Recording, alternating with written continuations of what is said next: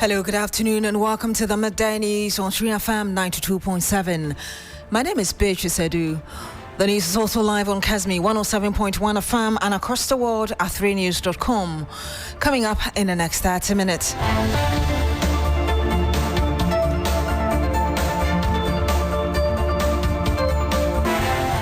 Pressure mounts on government to expedite work on stored Ofankor Nwasam Road as transport unions gives the government deadline to and demands a quick fix of the road. This gentleman has put up a triangle on his car. I assume his car is broken down because of the state of the road. We'll bring you more. So, poor infrastructure hampers quality education at the Evangelical Presbyterian College of Education in Bimbilla. We'll tell you more.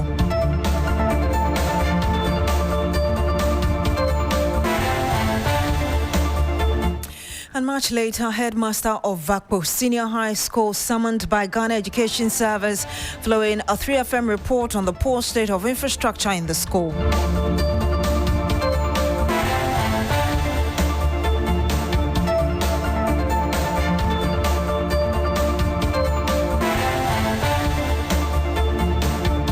Thank you very much for joining us today. Now, pressure is mounting on the government to expedite work on the stored Ofankor Nwasam stretch of the Accra-Kumasi Highway. For the past 3 months, construction work on the project has come to a standstill. The current bad state of that stretch, which is riddled with gullies and resulting in heavy traffic congestion, frequent vehicular breakdowns, has considerably increased travel time, much to the discomfort of commuters. Last month, the Minister for Roads and Highways, Governs Kwame Agboja, told TV3 that he was expecting the contractor to scale up work after the government had released funds towards the project. You saw the number of threats and eventual demonstration about Ofankor Road. It is a project awarded at a cost of about $340 million on GOG budget in dollars. The contractor has done some work, raised certificate of $77 million and was not paid. So he basically more or less packed off the site. The public doesn't understand that it is simply because the previous government did not pay the bill. So we take over power in a few months' time.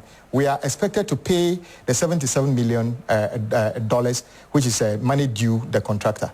Fortunately, the finance minister started disbursement of some funds to the contractor. To the Ofankor contractor? Exactly. Okay. My information is that as of the close of last week, over 400 million Ghana cedis have been paid towards that, because the public says that despite the fact that there are many road projects which have been stalled, this is priority of priorities. That is why everybody was like, fix this, fix this.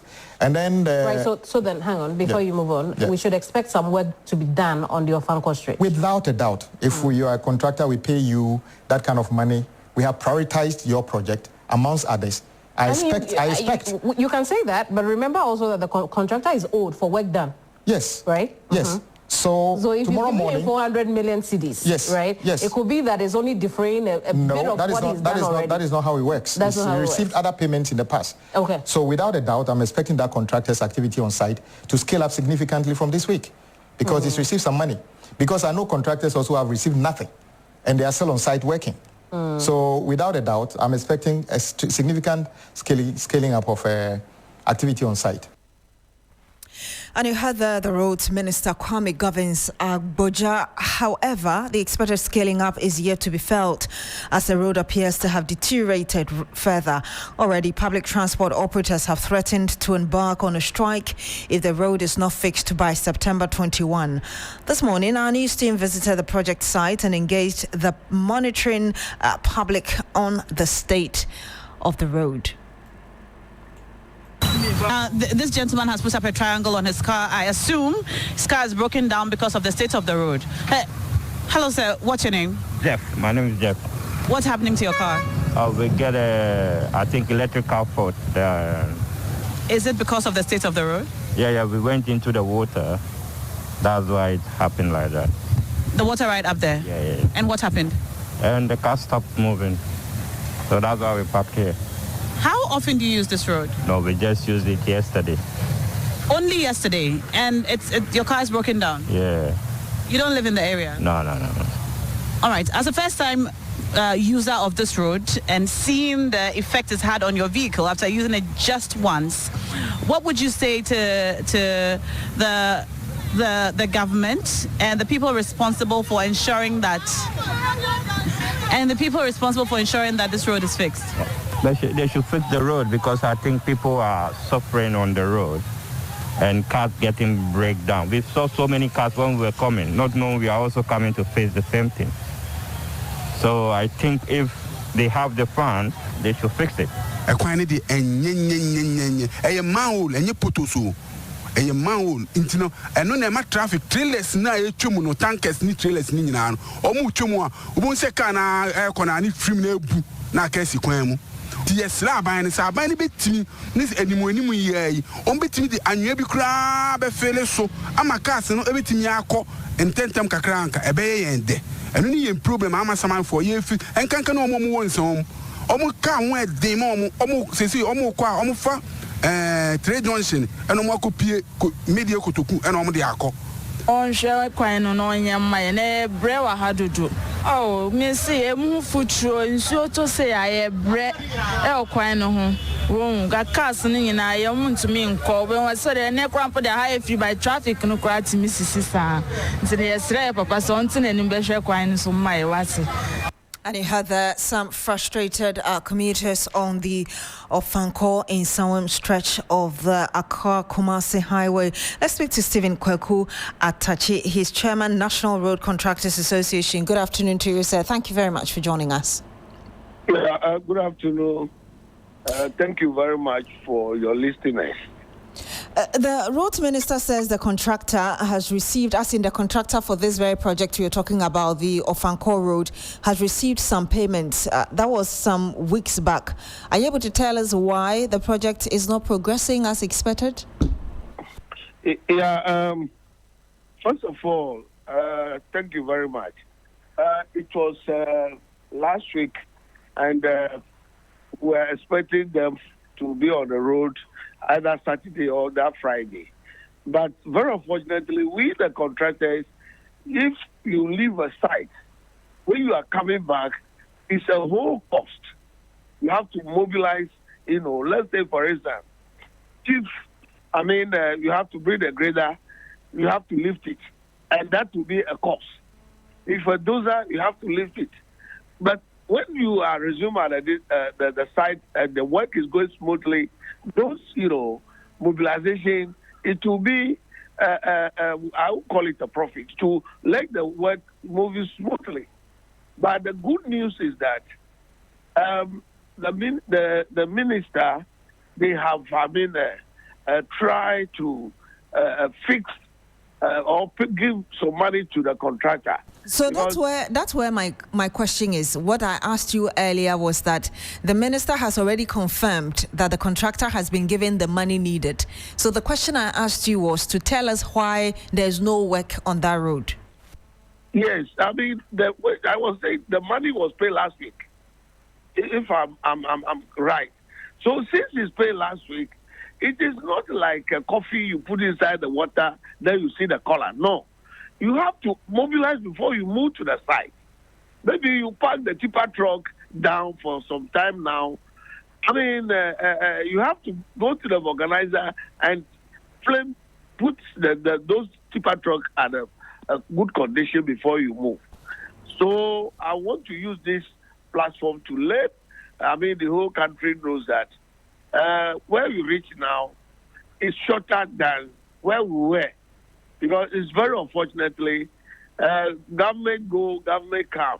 And very unfortunately, they just left a lot of, debt down. And 77 million US dollars, when you melt it to Ghana City, it's a whole lot. Okay, so Mr. Atachi, you still haven't answered my question. You admit that indeed you've received the money. Are you able to tell us when the contractor would be on site to start working on it, at least? Yeah, no, that's what I'm saying, that it's just not like when you take the money, because the money was given to the contractor. Yes, the money was given to the contractor last week. Well noted. So when is he going to mobilize his resources or equipment and get to the road so we can see some work going on? Friday. And people are expecting that when you get the money, you should move to the side. That's why I'm explaining that when you park your machine out of sight and they pay you, you are going back, it's a whole cost by itself. Because the machine, you have to maintain all those things. Sir, you haven't answered the question. Can you tell me when the contractor will move to site to start working? No, in actual fact, I wouldn't be in the position now to say, oh, it's going today or no, but we'll have to end it here. Thank you very much, Stephen Kweku Tachi, Chairman of National Road Contractors Association. Thank you very much for speaking to us. Now, students of Al Farouk College of Education in Brikum are demonstrating against what they describe as rampant inconsistencies in fee collection. The protest, which began at dawn today, has seen hundreds of students boycotting lectures and chanting slogans to demand accountability from the school's administration. Belinda Sete is our reporter. She'll be joining us very shortly. Whilst we try to connect with her, okay, Belinda is on the line and...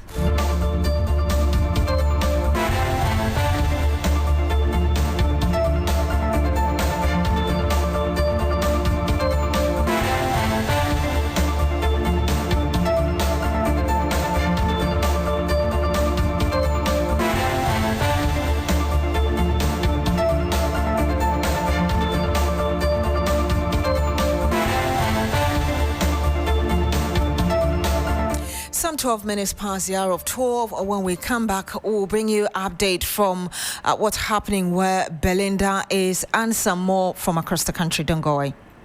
Hello, everyone. Prices continue to drop at Electroland Ghana Limited. CDA Picky promotion on Samsung, TCL, Media, and NASCO Electronics. Get a NASCO 24-inch LED flat for $899 Ghana cedis. Starting from 2,999 Ghana cedis, you can get 6 kg NASCO washing machine plus a free gas stove. And the Media Inverter 1.5 HP R410 Unicool split comes with a free blender. And when you purchase 65, 75, and 85 TCL QD Mini LED 4K TVs, you will get a free TCL FHD Smart Android TV. Now buy a Samsung 578, 582, and 636-liter side-by-side refrigerators and walk away with free microwave grill. Go to our showrooms and dealer stores across Ghana now. Call 050-315-9739 or www.electrolandgh.com for inquiries.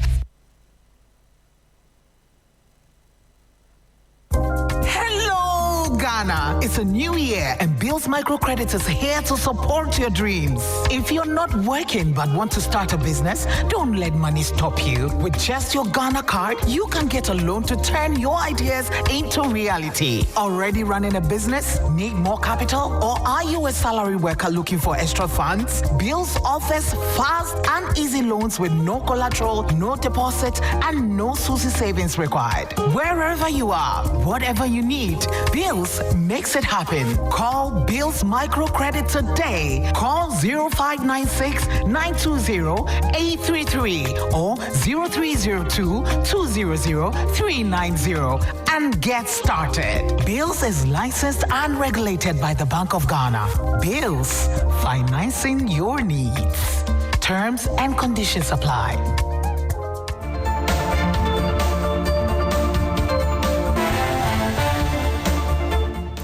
And you're still here on the Midday News on Shu FM 92.7. Thank you very much for staying. Now, in a statement dated... Let's go to the Volta region, and the Ghana Education Service in the Volta region is reminding all education directors and school heads to seek proper authorization before engaging with the media on official matters. In a statement dated the 14th of August 2025, the Regional Director of Education emphasized that staff are not permitted to speak publicly about educational policies, projects or interventions unless they have received clearance from the Director General of the GES or an authorized representative. This reminder, which reinforces the GES's professional code of conduct, aims to ensure consistency and protect the image of the service. It points to Article 333, which prohibit unauthorized press interviews or releases on policy issues, except for staff whose official duties include editing or publishing. Meanwhile, the Ghana Education Service has also summoned the headmaster of Vakpo Senior High School in the Volta region, following a TV3 news report highlighting the school's dire infrastructural challenges. Faisal Ibrahim is our Volta regional correspondent. He joins us live on the line. Faisal, just talk to us first of all about the summoning of the headmaster. Faisal Abdul Idris will not survive. Well, so last week, the story on the state of infrastructure in the Vakpo Senior High School aired on TV3. And right after that story, I had calls from some teachers and anonymous persons begging that we do not proceed with the story again, just in case we intend to repeat it. It was during that time that I gathered that the headmaster of the school had been summoned by GES here in Ho to come and respond to some questions regarding the broadcast. He appeared before the GES here at the regional directorate and was questioned as to why he allowed the media into the school premises, and was asked to write, put into writing his explanation for further review and decision to be made by the GES. So this was done latest by Friday, and subsequent to this, the GES here in the Volta region issued a statement reminding and cautioning directors at the municipal district level and also management of the various second cycle, the schools, not to grant interviews or give out any form of information to the media, which they say is in line with the Article 3.33 Section I of the Code of Conduct of the GES. As I speak to you, we are yet to know what the outcome of that very query is going to be, because he has since been asked to return to the school while he awaits the outcome of whatever decision will be taken regarding this very issue. Yes, but the issue that you reported about, which includes, I believe, bed bugs and the rest, have you seen any effort towards dealing with the problem? Not at the moment. Let me state that this issue of the state of infrastructure in the school and the bed bugs infested dormitories was first brought to my attention by the old students of the school. And so they actually provided me the lead into the school to do this. They have also indicated that while they expect government to react positively by way of providing adequate infrastructure for the school, they would in the coming days be proceeding with their own efforts to ensure that they give the needed support the school deserves at the moment. So as I speak to you, nothing of the sort is being done regarding the state of infrastructure and the infestation of the boarding houses where the students currently live. Thank you very much, Faisal Idrisu. He is our Volta regional correspondent. Let's move up north. And insufficient classroom space, lecture halls and overcrowded dormitories at the Evangelical Presbyterian College of Education in Bimbilla continue to significantly hinder quality of education and student well-being, leading to various negative consequences. Now, despite school authorities committing the meager internally generated funds into renovating some of the old and weak structures, the situation still persists. Let's speak to Christopher Marco. He's our Northern Region correspondent. He's also visited the school as well. Chris, just tell us how dire the situation is. Hello, Chris, can you hear us? Okay, it doesn't look like Christopher Marco, my colleague, can hear me, but we'll bring you an update from there.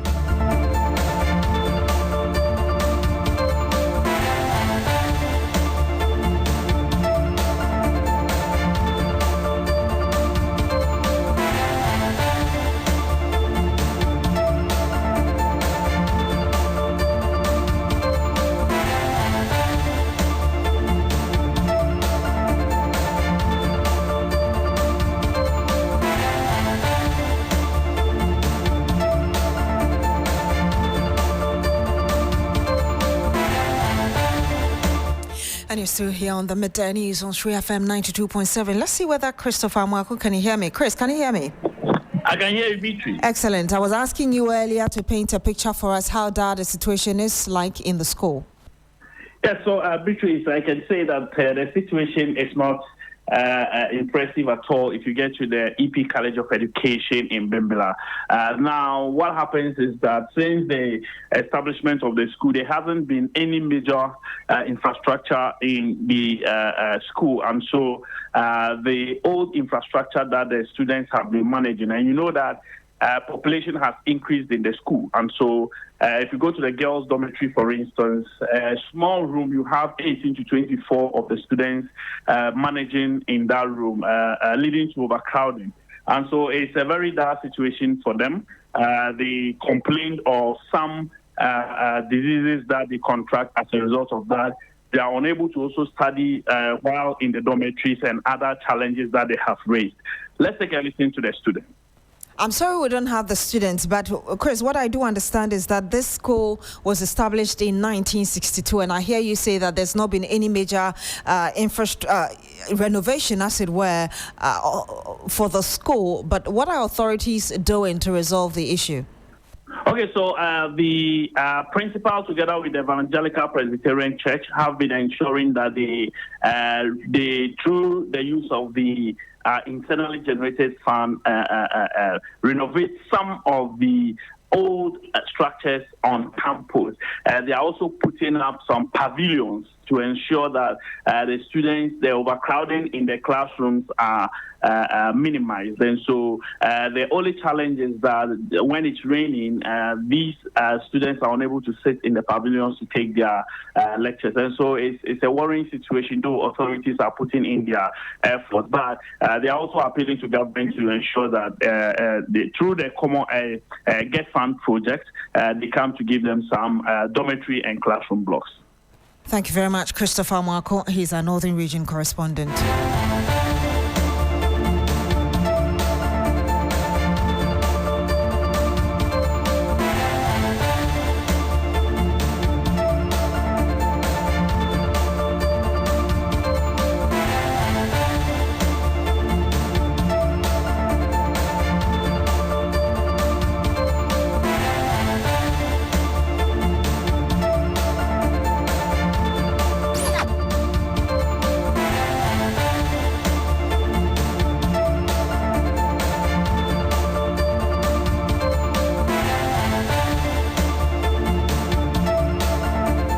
And you're still here on the midday news on 3FM 92.7. Now, a suspected male thief held security personnel on guard for close to 8 hours in the early hours of today while he took a nap on top of a tree around the 37 roundabout in a bid to escape arrest.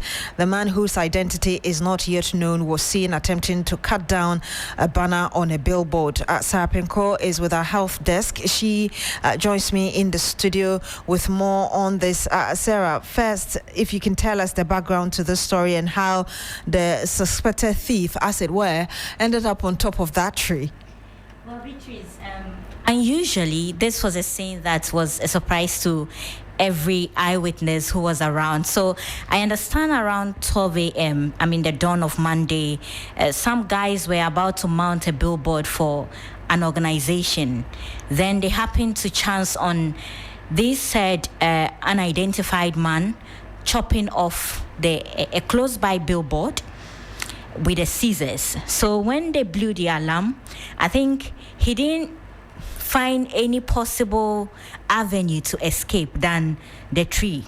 So he climbed to the 37 runabout where the police used to stand. You have the one going to La Paz. Mm-hmm.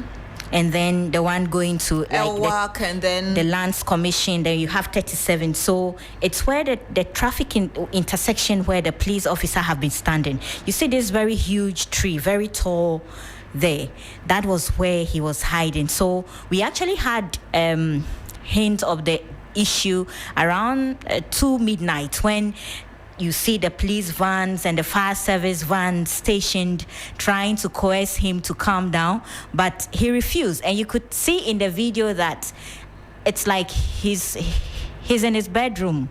He's sleeping. He's waiting for everybody to clear in the morning so he can escape.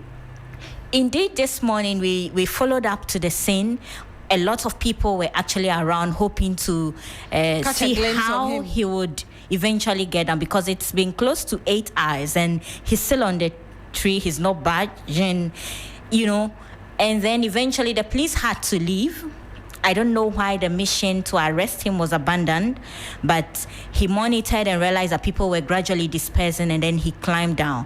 But we were also told by the hawkers around that he had a weapon, and so even though some of the guys were attempting to have caught him to give him a taste of a mob justice, they were unable to. So they watched on while he sped off, smiling at them for not being able to catch him, and then to tell them that I beat you to the game. I see, but that's very close to the 37 military hospital. Do you know whether any of the health officials, try to interact with him to find out whether he's really okay?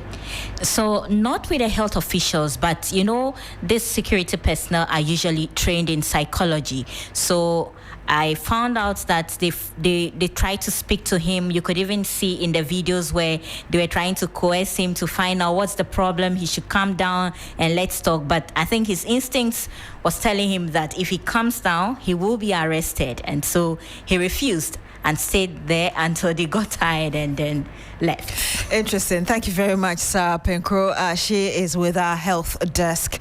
Now, students of Al-Farouk College of Education in Brekum are demonstrating against what they describe as rampant inconsistencies in fee collection. The protest, which began at dawn today, has seen hundreds of students boycotting lectures and chanting slogans to demand accountability from the school's administration. Belinda Teta is our reporter who is following this event for us. She joins us live on the line. Belinda, if you can tell us some of the main concerns the students have raised in addition to what they describe inconsistent fee collections. Right. So when you come to Al-Farouk College of Education, beside the inconsistency in fee collection and some money that they have raised concerns about, they also raise concerns of the fact that they have infrastructural deficits. And if you go to their dormitories where they sleep, a lot of things are going wrong there. The louvers, even their louvers, some of their louvers are broken. Some of the ceiling is leak. There are leakages in the ceiling, and also some wiring. There are exposed wires that are quite dangerous. So they are actually raising concern of the fact that these monies that are being collected are not used to fix any of these issues in the schools, and they do not understand what the monies are for. I actually have here with me a student who we can engage more about their issues. Hello. Yeah, good afternoon, please. My name is Abdul Latif, a student of Al-Farouk College of Education. I'm in level 300 now. All right. What are some of your challenges? What are some of your reasons for the demonstration? From my point of view and how I know Ghana to be, College of Education, we pay fees once every year. But when you come to our college, we pay fees twice every year. And after the paying of the fees, what the fees is supposed to be done with, they don't do it. Because, like, when you come to our kitchen, for instance, we don't have a good place where they serve us. When it comes to water, we suffer before we get water. Electricity, we don't talk about it. Because even when the class even changes more and shows some signs that it's about to rain, there will even be an lighthouse. We don't have generators. We have nothing that supports us to learn. We don't have anything that is motivating us. And they are taking us unnecessary money. Because the reason I'm saying that, if other schools, when we compare other schools to our school, the fees we are paying, if other schools to pay 3,000, like this year, for instance, our school, I don't know other schools, but Al-Farouk College of Education, the level 100 that are level 100 this now, they pay almost 4,400 and something. And you had a student of the Al-Farouk Senior High School, Al-Farouk College of Education in Brekum, speaking to our reporter Belinda Tete. And before we go, former South African President Jacob Zuma is leading a high-level delegation from the University of Professional Studies to visit the Gamanche at his palace. This is ahead of the 2025 UPSA Leadership Lecture. My name is Beatrice Edu. Thank you very much for joining us on the Midday News on 3FM 92.7. Log on to shrinews.com for more news. Coming up shortly is Business Daily. Michael Obodu is standing by.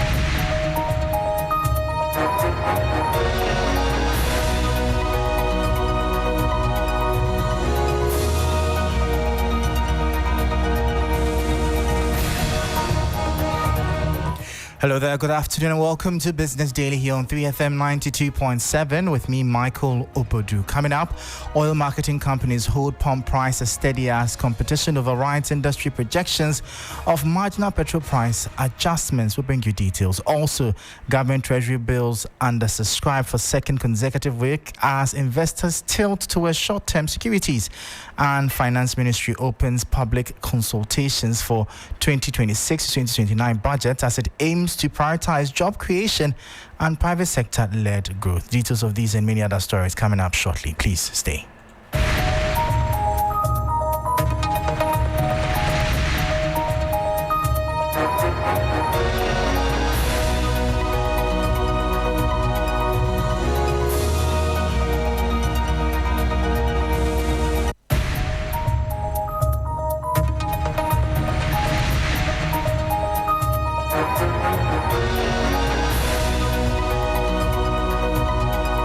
Thank you so much for your time. Straight into our top story. Some major oil marketing companies have kept fuel prices at the pumps unchanged despite earlier projections of marginal increases in petrol and LPG and a slight drop in diesel prices from August 16.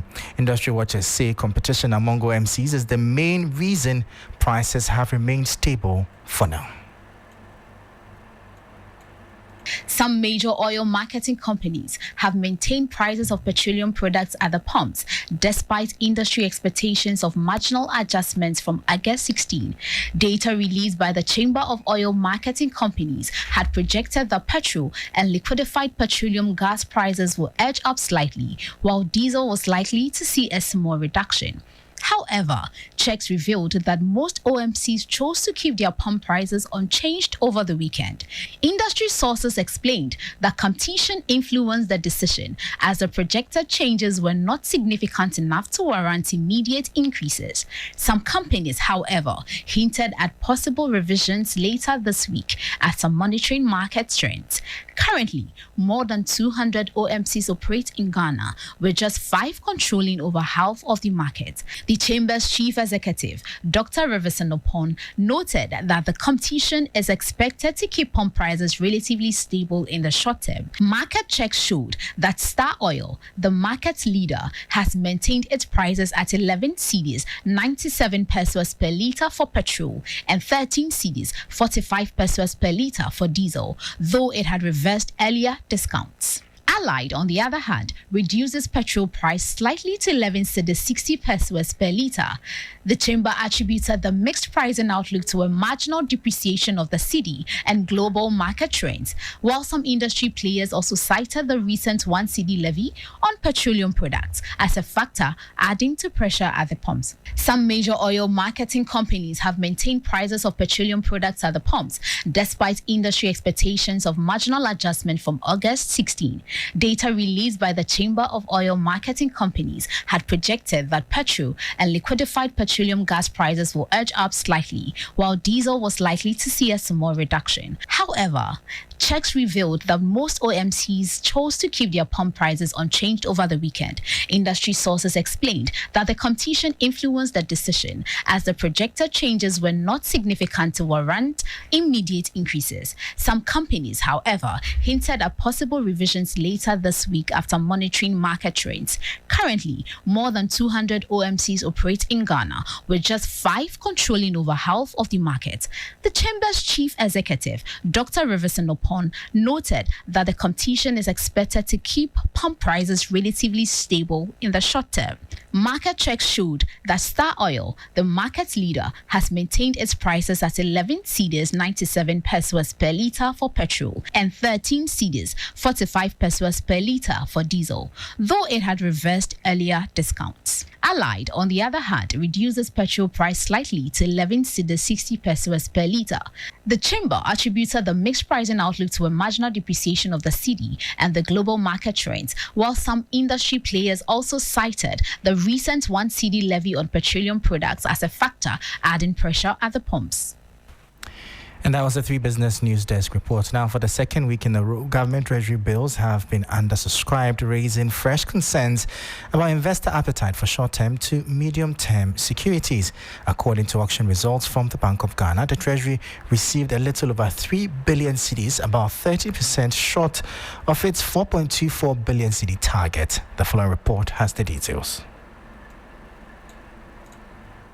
The government is struggling to meet its treasury bills target as the latest auction ended with a shortfall of nearly 30%. Figures from the Bank of Ghana showed that the treasury received just over 3 billion cedis against a target of 4.2 billion cedis. The bulk of the bids came from the 91-day bill, which attracted more than 2 billion cedis, representing about 68% of the total subscriptions. All of these bids were taken up by the government. For the 182-day bill, a little over 678 million cedis were tendered, but only about 538 million cedis were accepted. The 364-day bill attracted 273 million cedis in bids, out of which roughly 167 million cedis were taken. Meanwhile, yields were mixed on the curve. The rate on the 91-day bill declined slightly to 10.13%, while the 182-day bill rose to 12.23% from the 11.54% the previous week. The yield on the 364-day bill dipped marginally to 13.08%. And that was a 3 Business News Desk report. Now, the Ministry of Finance will this week commence public hearings as part of preparations for Ghana's 2026 to 2029 budget and economic policy. The consultative process will solicit input from business associations, financial institutions, civil society organizations, and the general public to shape government's medium-term economic framework. The 2026 budget, scheduled to be presented to Parliament on November 15, 2025, is expected to prioritize job creation and private sector-led growth. According to the ministry, previous submissions from stakeholders have had a significant impact on the design of past budgets. Now, the Federation of Association of Ghanaian Exporters, FAGE, says the government's accelerated export program will help cushion exporters from the impact of the cedi's sharp appreciation. Ghana's currency has gained more than 40% against the US dollar this year, making it one of the best performing currencies globally. But while the rally has eased import costs, exporters have suffered significant revenue losses. Speaking to 3 Business, FAGE President David Kobo said the government's plan to ramp up export volumes could help offset the losses and protect consumers from potential shocks. It will, because for me, the currency, the cedi appreciation is one thing. For me, the balance, the stability is what we are looking at. So the 24-hour economy, once we drive it well, is going to make sure that stabilizes. So when it stabilizes, I don't think that if they even said cedi appreciate to even 8 cedis to $1, that would be a problem. The issue here is when the cedi was 4 cedis, exporters were still making money. But the stability is what we are looking at. And this is where 24 our economy is very important. And I'm happy that my WISE program currently under FAGE is also going to dovetail into the 24-hour economy to make things right. And you heard that Davis Kobo, president of the Federation of Associations of Ghanaian Exporters, FAGE, bringing an end to Business Daily here on 3FM 92.7. For more business stories, please visit our website. It's 3news.com/business. I am Michael Obodu. Thank you for listening. As always, please stay safe.